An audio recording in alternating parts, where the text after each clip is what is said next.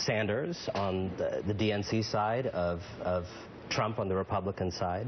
But it's not just the parties. I think the people who are winning the momentum right now, whether it's Sanders or Trump, are in the internet age speaking directly to people.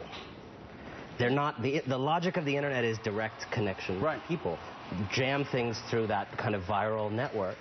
And when you have Hillary Clinton sending John Lewis out as a kind of very sad gatekeeper of the civil rights era, saying here's who was in it and here's who wasn't. That's a very old pre-internet way of thinking, where you have these layers of establishment and editorial boards and book reviews and this whole kind of wave of things that are being frankly disrupted by the internet. Do you think that, you know, we view what's happening through the prism of politics? We have people on, we just had Cory Booker on, we asked them about things through a prism of politics.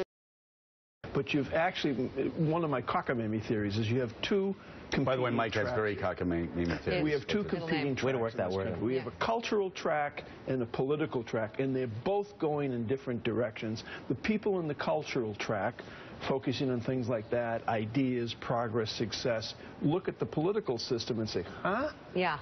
It's just they're going off the edge, and we're heading toward the future. You're absolutely right. I mean, there are still, I get to travel around the world, very fortunately, and we remain the kind of America's #1 thing. May not be true in a lot of the ways that people say it's true, but it's true in a lot of other ways that people don't say it's true. Just culturally. Like, where would you want to start a company these days? France? Here. In Sweden? Where do you want to have an app idea? But you know, our newspapers, frankly, we're very mournful about our newspapers. Go to Britain. Their newspapers are really not that great. And you know, people don't. That's a very polite way to say that. We have a bench of 5 newspapers that are probably better than their first one. Well, yeah, and that's true of university. It's true of many things. Just not our politics. We complain about.